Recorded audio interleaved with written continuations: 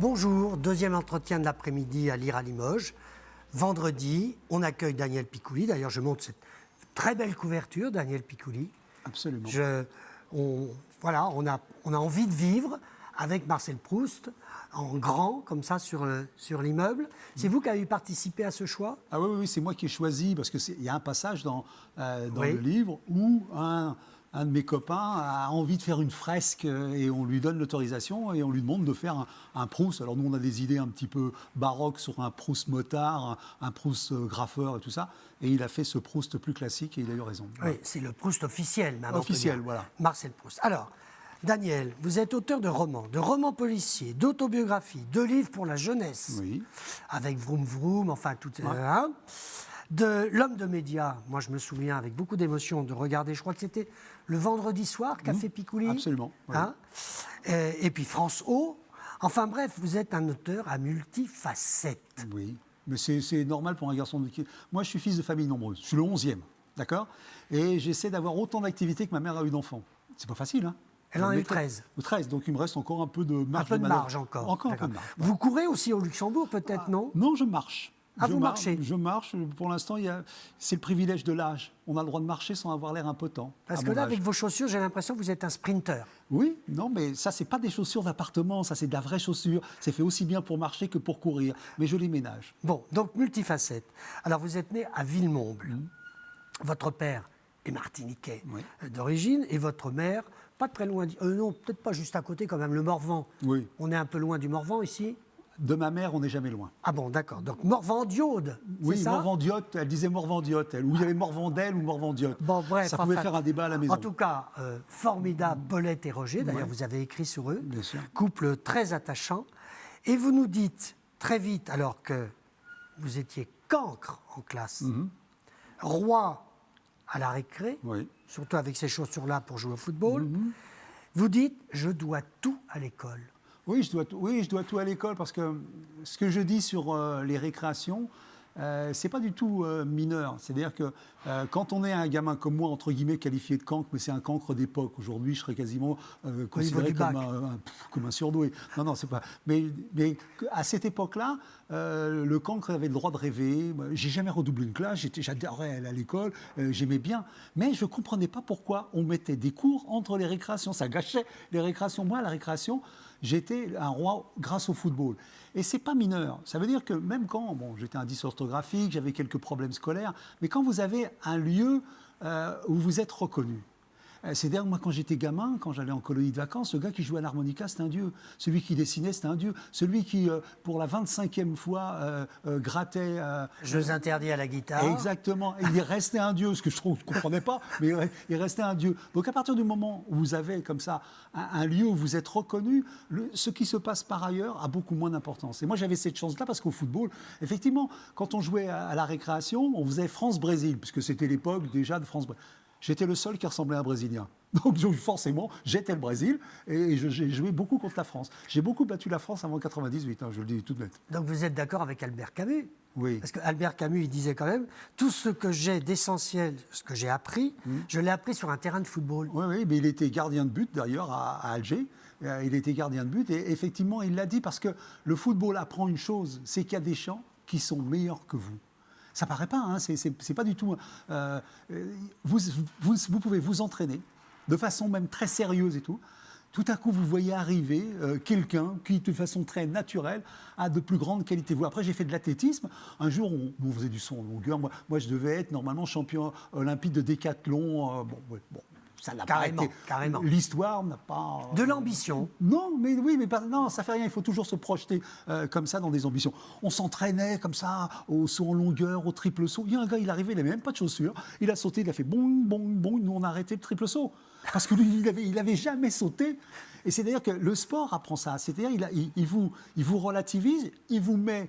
là où vous êtes bon, il vous valorise, mais il vous montre qu'il y a des gens, indépendamment du travail, vont être meilleurs que vous. Et je trouve que c'est une leçon d'humilité. Si on la transpose dans la vie, elle vous fait énormément de bien. Voilà. Alors, dans cette fratrie, vous étiez tous différents? Vous avez tous eu des parcours différents? Oui, ou c'est vous qui avez le mieux réussi? Non, moi, j'ai pas le mieux réussi. Moi, j'ai une chance, j'ai une seule chance. Alors, il faut d'abord comprendre que moi, mon papa était martiniquais, mais il était né à Tarbes. Hein. Moi, je suis un Français moyen, dont le père est né à Tarbes et la mère à Toussy-Moulins. Faut bien, voilà. Alors, physiquement, bien évidemment, j'ai pris un peu du père. Je suis un métis, donc généralement, on me situe plutôt de l'autre côté de la Méditerranée, ou bien, oui. voilà. Donc moi, si on m'interpelle quelque part, quand j'étais jeune, c'était plutôt en arabe. Et je me permettais de dire que je ne comprenais pas l'arabe. Et moi, mais le pire, c'est que j'ai lu un très très beau texte qui s'appelle Autopsie pour un meurtre de Rachid Boudjedra, qui raconte quoi un gars qui vient du bled d'Algérie, il a un bout de papier et il demande son chemin à des gens. Et puis il finit par ne plus pouvoir avoir de renseignements, son papier est effacé, et il va finir massacré dans une ruelle. Et moi, j'ai vu plein de gars venant du bled qui sont venus avec leur bout de papier pour me demander en arabe de leur chemin. Mais et il y en a un qui m'a dit « Qu'est-ce qu'il y a ? Tu as honte ?» Et non, je lui dis non. Et j'ai même commencé à apprendre l'arabe, c'était une catastrophe. Donc, il y a la perception qu'on peut avoir de soi. Moi, j'ai beau être de Vimont 93, la perception qu'on a de moi. Au Maroc, on me parle. Je me suis retrouvé au commissariat à Tanger parce que le policier, il ne croyait pas que je n'étais pas marocain. Je n'avais pas mes papiers, j'avais rien. Et il croyait, lui aussi, que. Qu'est-ce qu'il y a ? Tu as honte ? Non, j'ai pas honte. Mais moi, je trouve ça assez extraordinaire d'être parfois pris pour quelqu'un d'autre. Ça aussi, ce sont des leçons d'humilité. Oui, ça vous a appris des choses. Mais pour revenir à votre question, on est 13. Et dans ma famille, moi, ma seule chance, c'est d'avoir été le 11e. Moi aussi, ce que m'a appris ma vie, c'est que j'ai des frères et des sœurs qui, s'ils avaient été 11e, auraient eu une chance tout autre. 11e, ça veut dire quoi ? Ça veut dire que la famille n'est plus dans cette difficulté financière qu'on avait dans les premières années, que j'ai pu faire des études. Moi, on me disait, tant que ça rentre, tu continues, tant que ça rentre, tu continues. Alors tous mes frères et sœurs, ils sont allés juste en CAP, mais à cette époque-là, on avait un CAP, on avait un métier, on gagnait sa vie, et on pouvait avoir une très belle vie. Mais moi, mon frère Roland, ma sœur Josette, mon frère Roland, s'il est 11e, il devient ingénieur. Si mon frère Guy est 11e, si ma sœur... moi, je vois... et un jour, je l'ai retrouvé, et c'était formidable. J'ai retrouvé une de mes sœurs. Elle était la secrétaire dans un lycée. Moi, j'avais été invité pour intervenir. Et j'ai été reçu par ma sœur Josette, qui m'a présenté au directeur. Le directeur m'a fait des compliments sur ma sœur et des choses de ce genre-là. Et j'étais extrêmement fier. Mais je me dis, si Josette est 11e, c'est elle qui est le proviseur. Vous avez été le seul à écrire dans votre famille ? Oui, ouais, parce que j'ai l'impression, parfois, dans les familles, on se partage les rôles. Et en ce qui me concerne, moi j'ai écrit, mais personne même, quasiment, en tout cas dans ma famille, moins qu'ailleurs, n'a su que j'écrivais. Moi, c'était une activité quasiment honteuse. À mon époque, un garçon qui écrit, c'est louche. À quel âge vous avez commencé ? Moi, j'ai commencé dès que j'ai pu me débarrasser de mes sœurs. C'est-à-dire, moi, je suis 11e de 13, donc j'avais deux petites sœurs, Martine et Maryse, dont je devais chaque matin m'occuper, les emmener à l'école. La honte. La honte, c'est-à-dire qu'un garçon qui se promène avec deux petites sœurs en les tenant par la main pour les emmener à l'école, il est la moquerie de tous ses petits copains sur le chemin de la route. Parce que qu'est-ce qu'on fait ? On échange, on se bagarre, on joue au foot. Voilà, c'est ça la vie d'un petit garçon. Donc, il a fallu que je trouve un moyen de perdre mes sœurs. C'est pas facile. Je vais dans un truc, c'était des accrocheuses. Donc, j'ai trouvé autre chose qui est valable encore aujourd'hui, c'est que les filles, ça aime les histoires. Et mes petites sœurs, c'était des filles. Et elles aimaient les histoires, et donc je leur racontais des histoires. Donc chaque matin, on avait passé un pacte, je leur racontais une histoire, et dès qu'on tournait le coin de la rue, chacun sa vie, elles allaient à l'école, et moi. Et le soir, quand ma mère leur demandait, Daniel, vous a bien amené à l'école ? Elle faisait, oui, maman. C'était des menteuses, parce qu'elles voulaient leur histoire. Et je trouve ça absolument extraordinaire. Et, parce que quoi ? Qu'est-ce que ça apprend, ça ? Moi, ce que j'aime, c'est les fables de la vie. Ce que ça apprend, c'est que raconter des histoires, ça ne fabrique pas que des histoires. Ça fabrique de la liberté. Et c'est ce que j'expliquais même quand j'ai été prof, parce que j'étais prof pendant 23 ans, j'expliquais à mes élèves qu'à l'école, là, vous n'êtes pas en train de passer des diplômes, vous croyez que c'est des diplômes, mais ça, c'est des petites pelures par rapport à une chose fondamentale. Vous élevez en apesanteur par rapport à la hiérarchie. Vous n'êtes pas les chefs. Moi, j'ai été prof en banlieue pendant très très longtemps. Je leur disais, vous n'aimez pas les chefs. Vous en voulez un minimum. Et la seule façon d'avoir le minimum de chefs, c'est d'avoir des diplômes et d'être soi-même un chef. Qu'est-ce que vous avez aimé le plus dans votre métier d'enseignant? Parce que vous avez été enseignant, vous avez fait des études de comptabilité, de droit, d'économie, Paris-Dauphine, prof d'économie. Ouais. Qu'est-ce qui vous plaisait dans ce job? Ça, justement, donner des leçons de vie plus que des leçons d'économie. Moi, j'avais l'exemple des classes. Moi, j'étais à Villepinte, à Kremlin-Bicêtre, tout ça, ça bougeait, quoi. Ça bougeait. Et de temps en temps, ils en avaient marre, quoi. Ils me disaient, monsieur, ah non, cette fois-là, on ne la fait pas. Le travail, l'interro, on ne la fait pas. Je disais, d'accord. Il est 5h30. Faites donc travailler à Villepinte une classe de BTS, tout ça. Un vendredi soir? Oui, un vendredi soir, par exemple. Bon, voilà, c'est-à-dire, ça, moi, je l'ai écrit dans mon bouquin, c'est la place du mort dans un emploi du temps. Hein. C'est une catastrophe. Personne n'en veut chez les profs. On essaie de te refiler le vendredi 17h30. Bon, OK. Mais bon, je leur dis, bon, OK, mais moi, je dois les faire travailler. Et je leur disais, quoi, vous voulez pas bosser? D'accord, on bosse pas. On bosse pas. Et après, j'avais mon petit propos pervers. Je leur disais, vous, pendant que vous ne travaillez pas, vous, futurs chefs, eux, là-bas, dans les écoles, ils travaillent. Ça vous arrange, ça? Ouais, monsieur, c'est dégueulasse et tout. Vous la faites, l'interro, pas? On l'a fait. C'est ridicule, mais c'est vrai. C'est vrai. Et c'était le ressort le plus actif que je pouvais actionner en face de petits gars de banlieue pour qui l'école pèse. Mais enfin, moi, j'avais quand même un avantage, c'est que quand je rentrais dans la classe, j'étais la preuve vivante que c'était possible. C'est-à-dire que moi, j'ai la gueule dont je vous ai parlé tout à l'heure, qui pouvait me servir face au commissariat ou à la police, me servait quand j'entrais en classe. Parce qu'il y avait encore, à cette époque-là, très peu de gars qui avaient ma physionomie. Et moi, sans parler, j'incarnais le possible pour eux, qui me ressemblaient. Pas le modèle, mais le possible. Le possible, oui, le possible, pas le modèle, le possible. Alors, Daniel, en 92, vous publiez votre premier roman, La lumière des fous. En 95, c'est ça, Le chant de personne, prix des lectrices de Elle, et une rencontre essentielle pour vous, Daniel Pénac. Oui. Alors, qu'est-ce qui s'est passé dans votre vie pour choisir l'écriture? Ah non, moi, j'ai pas choisi l'écriture. Moi, j'ai écrit. C'est pas pareil. J'écris, je lisais mes textes à des copains. Je n'avais pas... Et il faut comprendre, c'est assez difficile, mais aujourd'hui, parce qu'il y a beaucoup plus de transparence dans la société, que moi, je ne savais pas ce que c'était un écrivain. J'en ai jamais eu, il n'y en avait pas autour de moi, et je ne savais même pas qu'on pouvait gagner sa vie comme ça. Je savais pas ce que ça voulait dire. Il y avait le livre du samedi. Oui, mais le livre du samedi, c'est pas la même chose que de se dire, depuis qu'on est petit, que ça fait partie de vos perspectives d'être écrivain. Non, oui. Moi, ma perspective, c'était d'être CAP chaudronnier. Je devais être chaudronnier, c'est tout, point. Et la vie a fait que je ne le suis pas devenu, mais je me programmais pour ça. Et j'avais une espèce de démangeaison, une sorte de prurite. J'écrivais, mais aussi naturellement que je jouais au foot. Pour moi, jouer au foot ou écrire, c'était pareil. C'était au même niveau de nécessité. C'est-à-dire quelque chose qui s'imposait à moi. Je trouvais que... Qui ne se discute pas. Ouais, ça ne se discute pas. Et en plus, ça ne se discute pas avec les autres. Parce que moi, si mes copains ne me parlaient pas qu'ils écrivaient, c'est parce qu'ils étaient comme moi, ils étaient pudiques. Moi, je pensais qu'ils écrivaient tous en douce, mais entre hommes, j'allais presque dire, entre hommes, on ne raconte pas qu'on écrit des histoires. Hein, c'est pas très viril, ça n'a pas de la gueule. Alors on préfère se bagarrer, jouer au football, les trucs de ce genre-là. Ça ressemble au portrait qu'on fait de nous-mêmes quand on est gamin. Et c'est dommage, on se prive déjà de quelque chose, mais moi je trouve ça formidable en ce qui me concerne. Donc moi j'ai toujours écrit, et un jour, et c'est là qu'intervient le cas Pénac, parce que c'est un cas, moi j'étais dans un lycée, je faisais lire mon manuscrit, et j'ai mon censeur qui lit ce qui sera La lumière des fous plus tard, et qui me... Le lundi, après l'avoir lu, c'était un pote, hein, il me convoque dans son bureau comme un mauvais élève. Quoi. Je me dis, bon, il va me parler du livre, il va m'esquinter, quoi. Bon, d'accord. Et je m'attendais à ça.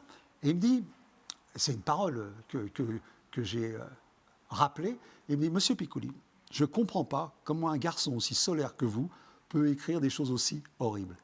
Et moi, j'ai aimé cette formule parce que cette espèce de confusion classique que l'on fait entre ce qu'écrit un auteur et ce qu'il est. Oui. Et là, elle était incarnée par quelqu'un qui m'aimait beaucoup, que j'aimais bien.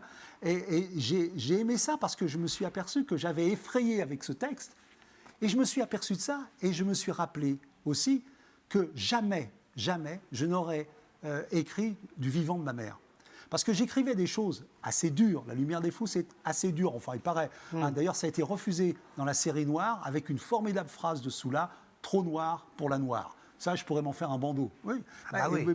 Et donc, ça a été publié aux éditions du Rocher. Mais moi, je n'ai jamais écrit du vivant de ma mère. C'est très simple. Si ma mère avait lu un texte de moi, celui-là, elle aurait dit une chose. Si Daniel écrit ça, c'est qu'il est malheureux. c'est qu'il est malheureux. C'est une maman. Deuxième temps de toutes les mamans, si Daniel est malheureux, qu'est-ce que j'ai fait pour qu'il soit malheureux? Et il aurait fallu que je lui explique que maman, tu n'as rien fait, tu as tout fait. Pour moi, si j'ai ri comme ça, c'est une question personnelle que je réglerai peut-être en 20 ou 30 ans d'écriture, mais ça m'appartient à moi. Ce n'est pas du tout. Et je pourrais même dire que moi, j'ai écrit de façon assez violente dans des textes comme ceux-là, parce que mes parents ont disparu très tôt. Mon père, il est mort à 50 ans. C'est un truc, on ne rattrape pas ça. Moi, quand j'ai eu le succès du Chant de Personne, après je reviendrai comment il est arrivé, moi, quand j'ai eu le succès du Chant de Personne, je savais ce que j'aurais offert à mes parents avec l'argent du Chant de Personne, le rêve de mes parents. Je savais que j'allais lui acheter au père Piccoli une DS-23 électronique, injection intérieure, cuir, que j'aurais garé devant comme ça. Et je lui aurais donné les clés. Cadeau, papa. Voilà, cadeau. Et maman qui voulait aller au carnaval de Nice, dans un grand hôtel. Mais des choses dont il rêvait sans frustration. Maman, carnaval de Nice, lequel hôtel? Le plus grand. Et voilà. Et ça, quand on ne peut pas le faire, c'est idiot, mais c'est douloureusement délicieux. Parce qu'on va s'en servir par la suite pour écrire pour eux. Moi, j'ai écrit beaucoup pour eux. Ils auraient beaucoup aimé ce livre. Oui, ils auraient été Daniel, en même temps. Vous êtes dans le livre, là. Oui, bien sûr, mais ils auraient aimé et ils n'auraient pas été surpris parce que cette cave dont je raconte, c'est-à-dire que moi j'ai écrit dans une cave, tout ça, ils l'ont vu. Ce gosse un peu étrange. La cité million, tout ça, voilà. Oui, mais je vais revenir à Pénac parce que c'est important. Donc, c'est ce censeur. Maintenant, on n'appelle plus ça un censeur, on appelle ça un directeur adjoint. Ce censeur, donc après avoir prononcé cette phrase-là, mais il a dit, bon, mais j'ai un copain, il écrit des polars, lui sera peut-être mieux à même d'apprécier ou pas le texte. Il dit, c'est un gars, bon, c'est un pote, c'est Daniel Penacchioli. Et il donne ce texte à Daniel, qui aurait très bien pu... Et Daniel prononce cette phrase aussi, qui sont ces phrases qui vous forment, dit, j'aimerais rencontrer le cinglé qui a écrit ça. Et c'est comme ça que j'ai rencontré Pénac. C'est parce qu'il trouvait que là-dedans... Vous lui avez dit, le cinglé, c'est moi. Oui, le cinglé, c'est moi, oui. J'ai fait sonner chez lui, il a ouvert. Il était en train de mettre des étoiles dans la chambre de sa fille. Je trouvais ça extraordinaire d'avoir cet auteur de série noire. C'est un auteur de série noire, et ça reste un auteur de série noire. Carabine. Voilà, qui était à l'époque ça, et qui mettait au plafond de la chambre de sa fille des petites étoiles. Sa fille s'appelle Alice et qui est devenue une copine. C'est des moments extraordinaires. Il y a un gars. Et puis après, Daniel, il m'a fait éditer, il m'a aidé à être édité donc aux éditions du Rocher. Et quand est arrivé le Chant de Personne, parce qu'après, entre les deux, j'ai fait des livres moins noirs, donc ils ont été pris dans la noire. Donc j'ai fait 2 polars. Et quand j'ai écrit le Chant de Personne, vous savez, le Chant de Personne, ça commence par un coup de téléphone. Hein. Vous recevez un coup de téléphone étrange. Et d'ailleurs, j'étais dans un resto, il y avait Daniel, on était un truc chinois là. Et vous avez « Allô, allô, chérie, il faut qu'on se parle ». Ça, c'est Françoise Verny. C'est Françoise Verny, c'est la papesse de l'édition qui vous téléphone à vous, misérable vermisseau, et vous êtes là comme un gosse, et vous y allez. Et vous vivez ce moment qui est juste insensé, que tout le monde avait dit, tu vas voir, alors là, de toute façon, elle sera bourrée au bout de 30 minutes, tout ça. Et vous arrivez, et vous avez Françoise Verny, papesse de l'édition, 130 kilos de grâce et d'intelligence et de vivacité, qui a devant elle une bouteille de whisky, et devant vous, on a posé une demi-champagne. Et la conversation va se faire... Et un paquet de cigarettes avec un cendrier déjà plein. Voilà. Et bien, c'est des choses absolument extraordinaires, qui sont rituelles, qui sont mythiques et qui sont vraies. Et cette femme m'a fait... Qu'est-ce qu'elle vous fait? Elle vous fait parler. C'est une accoucheuse, elle vous fait parler. Qu'est-ce que tu aimerais faire? Dis-moi. Et puis, vous lui racontez, vous parlez, elle picole, vous essayez de ne pas picoler pour être à peu près stable, vous. Et puis, au bout de quelques temps, non, il faut que tu écrives ça. Et ça, c'est le Chant de Personne. C'est l'histoire de tes parents qui est intéressant. Ce qui te brûle, ce qui est à l'intérieur, ce qu'il faut, ce qui est une nécessité, ce n'est pas un énième polar. Alors moi, qu'est-ce que je voulais? Je voulais écrire 100 polars. Pourquoi Parce que moi, je pense que les polars sont le meilleur atelier d'écriture. C'est-à-dire que écrire un polar, maîtriser un suspect, ça vous fait... Moi, je suis un fils d'ouvrier. Et je sais qu'il faut, pour devenir un jour un artisan et faire son chef-d'œuvre, il faut commencer par être arpète. L'arpète, c'est celui qui porte les outils. Moi, je portais les outils pour mon frangin, mon père, quand il réparait la voiture. Et puis après, quand j'avais progressé, je pouvais ouvrir la boîte à outils et filer une clé. Il me disait, passe-moi une clé de 18. Je savais ce que c'était, et ainsi de suite. Un jour, il ne vous disait plus rien. Il disait, oh, la clé. Et puis vous saviez que parce qu'il était en train de travailler sur le moyeu d'une traction et tout ça, aller avec une 14, ça devrait fonctionner. Eh bien ça, c'est-à-dire toutes les étapes du travail, être un ouvrier de l'écriture, être un artisan de l'écriture. C'est comme ça, Daniel, qu'on écrit un roman? Ah, c'est comme ça en tout cas qu'on devient romancier pour moi. C'est-à-dire qu'un roman, c'est qu'une étape dans ce travail-là. C'est-à-dire, il y a des romans où vous êtes arpète. Moi, si je ne relis pas mes romans parce que je vais m'en mettre une, comme on dit. Ça m'agace profondément. Vous ne relisez pas, vous? Non, jamais. Jamais. Quel est votre Non, je ne relis jamais les livres parus. Je relis, sinon 100 fois, 1000 fois. Oui. Je ponce. Moi, le plus beau, le plus bel apprentissage d'écriture que j'ai eu dans ma vie, c'est quand mon père m'a donné à poncer une aile de traction. Parce que vous poncez, et puis votre père vous dit, attends, bon, quand c'est doux avec la main, c'est que c'est bien. Tu as bien poncé. Et vous poncez, vous mettez la main, papa, c'est doux. Et lui, le père, qu'est-ce qu'il fait? Il prend une baladeuse, il prend une lampe, et il vous met un coup de lumière rasante sur l'aile. Et qu'est-ce que vous voyez? Que c'est de la peau d'ange, que c'est bosselé. Ouais. C'est-à-dire que même quand ça paraît parfait à l'œil, il faut un autre œil pour voir. Et qu'est-ce que c'est que cet autre œil? Ça s'appelle un éditeur. Alors, ça s'appelle une éditrice. Voilà. Daniel, vous avez écrit 17 livres. Pour la jeunesse, on ne va pas compter et tout. Il y a 2 livres sur lesquels j'aimerais vraiment que vous interveniez, parce que pour moi, c'est 2 livres que j'aime beaucoup.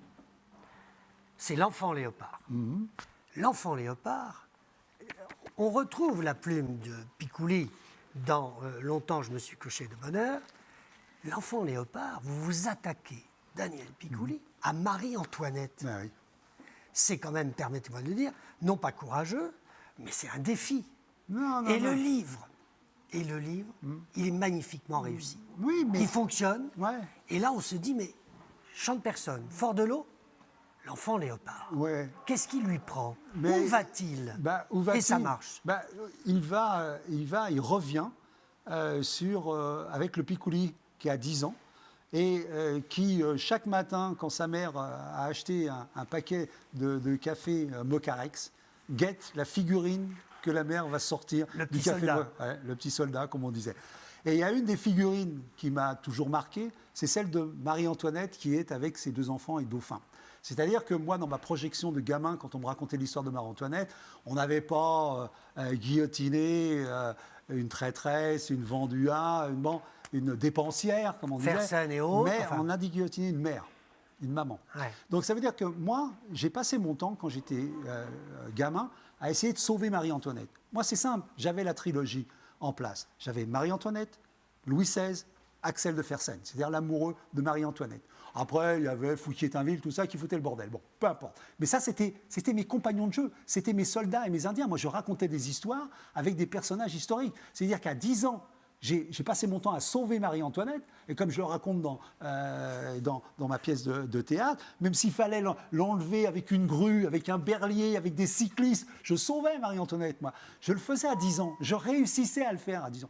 Avant, je lui avais bien sûr organisé des petits rendez-vous galants avec Axel de Fersen sous les lilas, parce que moi, j'arrangeais le coup pour Marie-Antoinette et Axel de Fersen dans le dos de Louis XVI. C'est ça le gamin. Oui, puis vous êtes un écrivain sensible, vous aimez bien un peu les histoires d'amour, les histoires de... Mais alors, on va revenir à quelque chose de plus prosaïque. Plus prosaïque en matière d'amour, c'est que j'avais lu dans un Paris Match que j'avais dû récupérer sur un trottoir, comme je faisais à l'époque, j'avais lu qu'il y avait une espèce de starlette qui s'appelait Sabrina, qui avait fait assurer sa poitrine à la Lloyd. Bon, c'est une starlette. Et j'avais lu qu'elle avait... Belle poitrine. Ouais, elle avait un tour de poitrine de 106 cm comme Marie-Antoinette. Qu'est-ce que j'ai fait? J'avais 8 ou 10 ans. J'ai mesuré 106 cm par terre. Quand vous avez... C'est juste extravagant, inimaginable pour un garçon de 10 ans, ce que fait 6 cm, c'est-à-dire un tour de poitrine. Et donc, vous avez une espèce de fascination, d'étrangeté à l'égard de Marie-Antoinette qui est centimétrique. Alors, c'est stupide, c'est ridicule, mais ça vous met en mouvement pour, d'abord, une passion de l'histoire, passion de la Révolution. Et le corps féminin aussi? Enfin, c'est pas le sujet de notre rencontre. Non, c'est pas le sujet de l'enfant léopard, c'est certain non plus. Mais 40 ans après, j'écris l'histoire que j'écrivais quand j'avais 10 ans. C'est-à-dire que, aussi, et je pense que les auteurs le disent, il y a des sujets qui maturent des dizaines d'années dans votre tête avant d'être capable. Pareil, moi, je n'aurais pas écrit L'enfant léopard si je n'avais pas senti que j'avais les paluches pour ça. C'est-à-dire ce que j'écris, ce que je raconte sur l'arpète et tout ça. Là, je sentais que je pouvais... alors, il y avait Rambaud. J'étais chez Grasset à l'époque. Rambaud, il m'a dit « Oh là là, t'écris un livre historique, tu te rends pas compte.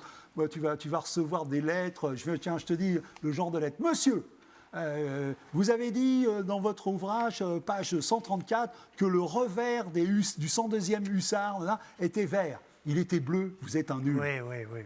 Et il a reçu des tas de lettres sur les jambes et sur les pattes des chevaux. Et alors j'ai dit donc, voilà ce que je vais faire. Je vais faire des romans historiques dans lesquels il faut que je sois imprenable sur la dimension historique et qu'eux ne puissent pas me prendre sur la dimension romanesque parce que tout ce que je vais dire, ils ne pourront pas prouver le contraire.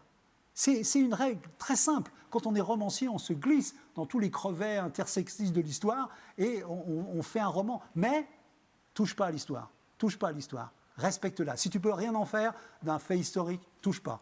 Alors, Daniel, parlons de votre dernier livre. Vous vous êtes attaqué aussi à une image. Ouais. Marcel Proust, un roman exceptionnel, enfin qui a marqué la littérature du XXe siècle et probablement qui marquera celle du XXIe siècle. D'ailleurs, vous citez un passage du Temps retrouvé, un long passage, au début du livre, Marcel Proust, sur l'idée d'un art populaire comme d'un art patriotique. Mais si vous le permettez, si vous êtes d'accord avec moi, je vais lire la première page. Orly, 20 mars 1964. Longtemps, je me suis couché à plusieurs. Chez nous, on est au moins 2 par lit. Je relis le début de ma rédaction en attendant M. Taquin, mon professeur de français. Il parle le Proust couramment. Et j'espère que mon petit clin d'œil au début de la recherche du temps perdu aura une saine influence sur ma note. J'en ai grand besoin. Sans vouloir donner l'impression de dramatiser, je dirais même que c'est vital. Monsieur Taquin est en retard, comme d'habitude. Les actitudes et la politesse des rois, ça tombe bien, je n'en suis pas un. La classe soutient le contraire et lui attribue d'office un royaume d'une vastitude sans égale. Ma classe ne le pense pas, elle aime Taquin, mais elle a un rang à tenir. Elle est la 3e B, réputée la plus féroce du collège Frédéric Joliot-Curie d'Orly, là où les avions décollent et les garçons atterrissent. Les filles, elles, vont à Irène Joliot-Curie. Par précaution, on nous a séparés d'un stade de plein air pour d'un côté entretenir le mystère féminin et de l'autre l'échauffer au cours de gymnastique. La seule occasion de voir les filles en short à élastique. Une invention du diable qui transforme n'importe quelle petite boulotte à cellulite en Sylvana Mangano. Et ça, c'est le style de ce gamin de 15 ans. Oui, absolument. Qui va, c'est le seul pitch que je dirais pour le livre, qui va vouloir séduire une gamine qui rencontre dans une librairie et cette gamine achète. Elle achète un Proust et c'est pas le Proust qui me séduit, c'est la réaction de la caissière. Et là, c'est cette petite crâneuse, je l'appelle toujours comme ça parce que c'en était ça, genre les petites anglaises. J'aime bien, je dis souvent, c'est genre fatiguée d'être belle. Vous la regardez, elle est fatiguée d'être belle, vous avez envie de lui dire, dépose cette beauté à tes pieds et laisse-la aux autres. Mais il y en a comme ça, il y en a même encore qui, adultes, ont l'air d'être fatigués d'être belles. Et donc, mais c'est vrai, et donc, moi je suis là. Ça s'arrête à quel âge? Moi, je ne sais pas, il n'y a pas de date de péremption. Il n'y a pas de date de péremption pour ça. Non. Une future séduction. Non. Et donc, elle est là. Et moi, je suis un gamin qui est là. Mais je suis dans une librairie. Mais je suis quoi? Je suis dans cette librairie parce que moi, ce que je veux, c'est acheter un Spitfire MK9. Parce que je montais des petites maquettes d'avions en plastique. À cette époque-là, je ne connais pas Proust. Et je n'achète que des livres d'occasion au marché. Voilà. Et donc, je suis là avec ma maquette d'avion. Et il y a une petite crâneuse qui pose un bouquin devant une caissière. Et cette caissière, elle hurle. Ah, Proust! Et moi, la seule chose que je vois comme comparatif, c'est les commentateurs de football qui font goal comme ça. C'est la même chose. Donc, je me dis, qu'est-ce qu'elle a fait pour provoquer chez cette caissière une réaction pareille? Et donc, je la vois, elle pose son Proust comme ça, bon. Et puis elle s'en va. Puis après, je la suis des yeux. Et moi, alors, donc, je vais reposer ma maquette, je prends un Proust, et comme je dis, je prends un Proust au hasard, donc le plus mince, hein, je ne veux pas quand même m'emmerder avec Proust, et moi je viens, et puis je suis là. Donc vous démarrez la recherche par la fin. Ouais, par la fin. Le temps retrouvé, c'est... Voilà. Et donc, je suis là, et donc j'attends, moi ce que je veux, c'est que toute la librairie entende la caissière. « Ah, jeune homme, vous lisez Proust, c'est formidable, ah, c'est difficile ». Elle, je lui mets, elle prend mon bouquin, elle fait 1,70 francs suivant. C'est-à-dire que je suis en plus frustré de ça. Donc, cette jeune fille que j'ai admirée comme ça... Je coupe la parole, Daniel, mais ce qui est quand même formidable, vous êtes en train de parler avec un jeu. Oui. C'est-à-dire que c'est vous le gamin. Ah, mais ça, cet épisode est absolument vrai, bien sûr. Absolument. Ah oui, mais la librairie a choisi le roi, et cet épisode est fondateur, et il est vrai, complètement. C'est-à-dire que c'est... je vous dis, je n'ai jamais entendu une caissière crier comme ça le nom d'un auteur. J'aimerais bien qu'un jour quelqu'un... Picouli. J'en ai rêvé. Ça ne marche pas. Bon, mais je veux dire, c'est un truc qui mélange la passion du foot et la littérature. Et tout à coup, je voyais un auteur qui était valorisé comme Pelé ou Garencha à l'époque, qui étaient mes idoles au football. Donc je me dis, c'est pas mal, il faut aller voir de ce côté-là. J'ai commencé à lire le bouquin, je ne comprenais rien, tout simplement. Hein, je ne comprenais rien. Je le dis et je l'ai raconté souvent. Je trouvais que mais, c'est là que c'est une histoire de petit coq. C'est que je me disais, allez Daniel, bon, allez, c'est pas pour toi. Et puis, dans ma tête, Daniel, la petite crâneuse, elle continue pendant que toi, tu renonces. Et ça, c'était pas admissible. C'est ce môme-là que j'étais à 14 ans. Une fille peut le faire, je peux le faire. C'est aussi puéril, basique, ridicule que ça. Mais si quelque chose de puéril et ridicule vous met en mouvement pour la vie, n'hésitez pas à être ridicule et puéril. C'est-à-dire que cette gamine, cette réaction-là, m'a mis en mouvement, plus son regard un petit peu méprisant pour dire oui, c'est vrai, Proust c'est difficile, mais on est une bonne classe, nous. On me regarde moi, comme si moi j'étais pas capable. C'est un défi, c'est un petit défi presque sociologique avec une petite crâneuse d'un autre milieu et tout ça. Et ça vous met en mouvement. Et ça me met encore en mouvement aujourd'hui. L'extrait que j'ai lu, parce que c'est vraiment ça le style de ce livre. Moi je me suis beaucoup amusé. Il y a des portraits exceptionnels, notamment les profs. Ouais. Les profs du collège. Alors, les profs, Monsieur Taquin, vous dites, si Racine est son vice, Proust est sa passion. Il cite du Racine en permanence. Il y a Mademoiselle Arpajon, prof d'italien, qui est séduite par Monsieur Taquin. Enfin, je ne sais pas, il y a quand même des trucs de séduction très... Il y a Belœuvre, prof de gymnastique. Il y a Demoiselle d'Altier, prof de sciences. Et tous ces gens-là, ils sont dans ce lycée et ils sont habités, ils ont des passions, ils sont un peu torturés, ils veulent séduire et tout. Et vous, gamin, vous observez ça avec un humour incroyable parce que vous les aimez, ces profs. Ah oui. Mais on les aime, et c'est pour ça que même dans le début, je dis on les chahute, mais on les aime, et on a un rang à tenir. On était une 3e B de collège de cité, on ne pouvait pas faire les élèves gentils, bien poudrés et aimables. Il fallait un peu qu'on fasse nos petites racailles, quoi. C'était un jeu comme un autre, et parce que ces gars-là développaient une pédagogie. Moi, j'étais prof, et j'ai dit, attends, Daniel, je parlais tout à l'heure du vendredi 17h30. Qu'est-ce que faisait Taquin à 17h30 Il était prof de français, il apprenait cette heure-là, parce qu'il la voulait, parce que c'était un combat. Et d'abord, il y a une chose qu'il a faite une fois. D'abord, il nous mimait les grandes morts littéraires, il s'écroulait sur l'estrade, bon, bref, il faisait ça. Et le summum pour moi, c'est qu'un jour où tout ça n'avait pas fonctionné, il sort un électrophone, le genre Tépaz qu'on avait, il met un disque et il lance le disque. Et c'est Lorenzaccio de Musset, dit par Gérard Philippe, dans la grande, j'allais dire, à Avignon, dans le Palais des Papes. Je suis ému parce que j'y suis retourné pour voir ce moment-là.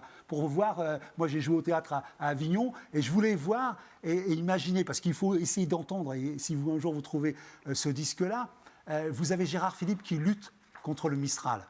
Et vous avez cette voix de Gérard Philippe. Eh bien, là, j'ai vu le pouvoir, un des mots, et bien sûr, de la voix, la classe de sauvages, là. elle s'est tétanisée. Il y a eu un silence comme j'en ai très peu souvent entendu. Toute cette classe a été séduite par cette voix et par ce texte. L'organisation, ce n'est pas un chef-d'œuvre, mais en tout cas, on était là. Et donc, ça veut dire que ce gars était capable de réveiller en nous, dans cette apparence sauvage, de réveiller ce qu'il y avait de meilleur en nous, dont on ne se soupçonnait même pas.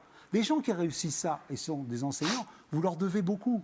Et bien sûr qu'on les aime. Notre prof d'italien, on l'aimait tout simplement. Elle était belle. On la regardait. Et nous, tout ce qu'on voulait, c'était faire des fautes en italien pour qu'elle s'approche de nous et les corriger. Parce que plus elle était près de nous... Elle s'appelait Mademoiselle Arpajon ? Oui. Non. Mais oui, absolument. Absolument. Non, parce qu'Orly, c'est pas très loin d'Arpajon. Oui. Il y a plein de choses qui sont proches d'Orly. Orly, c'est près du monde entier. On va partout dans le monde à partir d'Orly. Non, mais c'était surtout l'image de cette femme c'est elle qui nous a fait écouter Gigliola Cinquetti. Et ça paraît idiot aujourd'hui de dire que Gigliola Cinquetti, en 1964, quand elle chante Nonoletta, elle chante quelque chose d'essentiel. C'est une jeune fille qui ne veut pas sortir, qui dit à un garçon, elle a 15 ans, elle a notre âge, qui dit à un garçon qu'elle ne peut pas sortir avec lui parce qu'il est trop âgé et que il faut qu'elle l'attende. Alors que nous, on avait de l'autre côté Sheila qui nous disait, c'est formidable. L'école est finie. L'école est finie. Tu as 17 ans et tu en parais 19 et moi 15 ans. C'est-à-dire que les filles de 15 ans étaient amoureux des garçons de 17. Et non, Gigliola Cinquetti, grâce à notre prof d'italien, nous dit non. Il y a des jeunes filles qui attendront et qui ne souscriraient pas à cette espèce de mode qui est de voir et regarder ceux qui étaient plus âgés. Moi, cette phrase, je l'ai écrite, et je l'ai écrite même au début d'un roman. Un jour, les filles de 15 ans le regardent des garçons de 17. Quand je la montre aux filles, elles rigolent. Quand je la montre aux garçons, ils rigolent moins. Et ils ne rigolent pas, parce que c'est une vraie blessure dont on parle très peu. Mais quand vous avez 15 ans, que vous ressemblez à un porte-clés, que vous êtes dans la même classe d'une fille qui a déjà des amoureux qui viennent la chercher en voiture ou en mobilette, eh bien vous êtes un porte-clés. C'est-à-dire que vous avez, et pourtant vous avez la même vivacité à l'intérieur, le même désir, peut-être le même amour et tout. Mais moi, quand j'ai regardé mes photos de classe, j'ai dit, mais comment tu pouvais imaginer mes photos? Moi, en plus, jusqu'à 15 ans, je suis petit. Là, je fais 1m85, mais j'étais minuscule Et quand je regarde les photos de classe, j'ai dit, mais c'est normal, regarde-toi. C'est normal qu'elle te regarde. Elle te regarde comme sur la photo de classe. Mais dans ma tête, dans mon cœur, j'ai pas cette image. Je suis pas comme ça. Je suis beaucoup plus grand, beaucoup plus beau, beaucoup plus fort. Ben non. Daniel, le kit Proust de Monsieur Taquin. Oui. C'est quand même... c'est génial, je vais le lire. Parce que je trouve ça trop drôle. 5 terres à explorer, donc, le kit. Premier, une œuvre. La recherche du temps perdu, 3000 pages qu'on appelle La Recherche pour gagner du temps. Une phrase longue, sorte de ténia torsadée en apnée. Une madeleine trempée dans du thé qui fait remonter la mémoire par capillarité. Une fleur, le cattleya, fleur à usage unique réservée à l'expression faire clatéia pour dire faire l'amour. Et enfin, 5e, une héroïne, Albertine. Ouais. Et après, vous transposez dans votre vie, dans votre cité, les personnages de La Recherche. Moi, j'adore ce passage-là. Ouais. Insidieusement, mon mal glisse de la loge à ma cité. Je vois du Proust à tous les étages.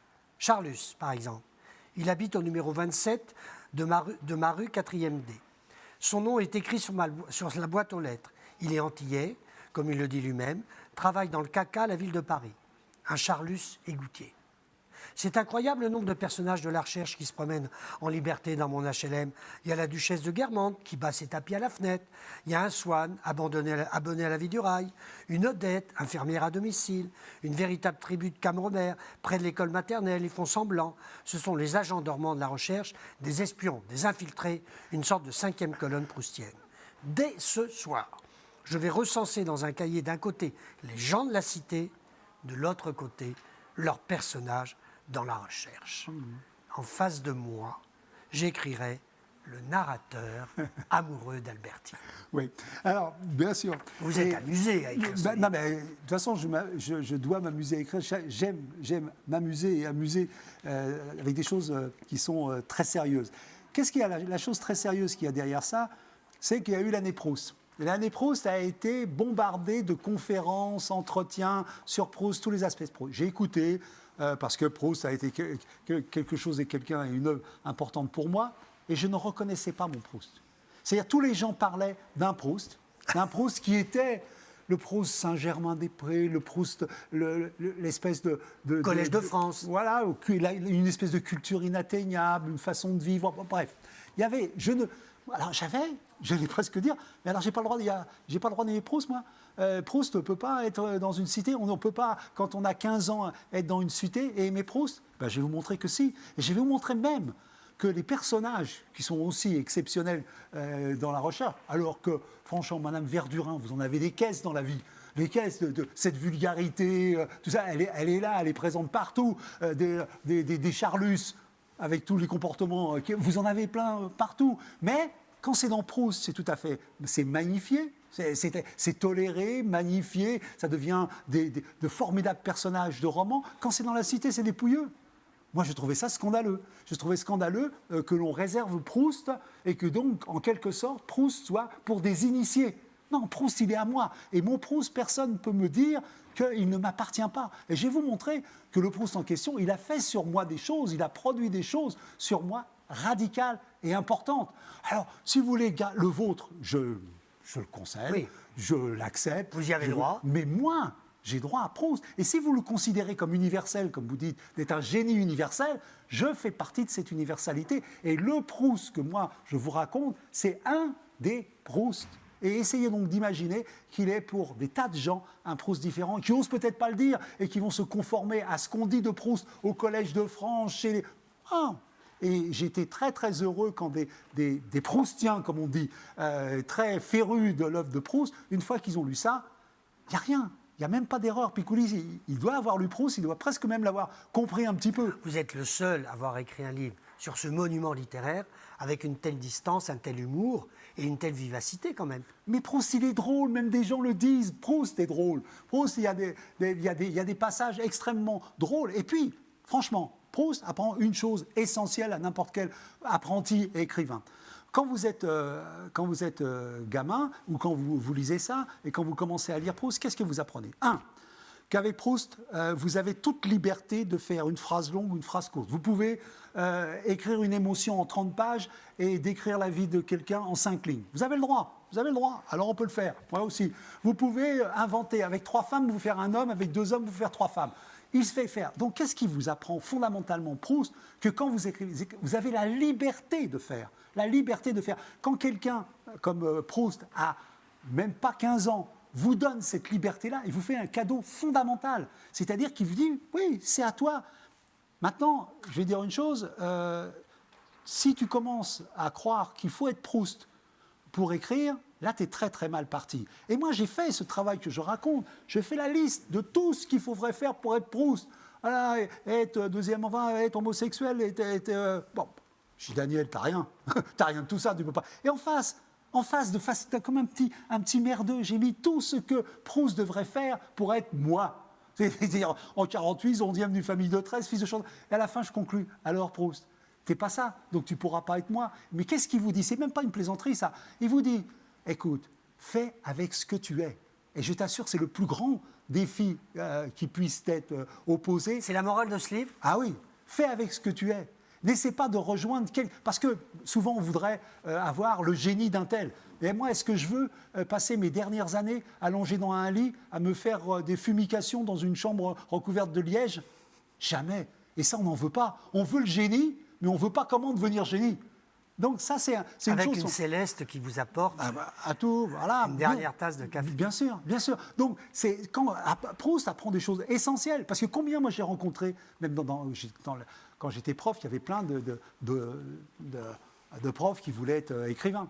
Et il me dit, ouais, mais moi, je ne serai jamais Flaubert. Non, tu ne seras jamais Flaubert, mais essaie d'être toi déjà. Tu vas voir le boulot que c'est. Et ne te sers pas de ce prétexte-là. Parce que ça, c'est le prétexte le plus commode pour ne pas faire. Et tu ressembles à mes élèves. Moi, mes élèves, quand j'étais prof et que je faisais un devoir sur table, je disais, je vous interdis de me poser une question dans la première heure. Oh, monsieur, je vous interdis. Et au bout de la première heure, il n'y avait plus de questions parce qu'ils s'étaient démerdés pour trouver les réponses. C'est tout, c'est aussi simple que ça. À partir du moment où on a bien compris. C'est-à-dire, moi, ce qui m'intéresse, et je fais sourire, mais c'est que des leçons de vie et que des fables. qu'il y a à l'intérieur. Des fables dont je tire des leçons de vie. J'apprends plein de choses, et Proust à travers ça. Et il y a dans ce texte, il y a une chose qui est un petit peu à choper, c'est ces fameuses pages disparues de la recherche. Ils viennent de ressortir chez Gallimard, là, et ils sont en librairie. Oui. Moi, j'en parle, là. Vous parlez aussi d'un personnage que beaucoup oublient, c'est Agostinelli. Oui, bien sûr. Agostinelli, c'est Albertine.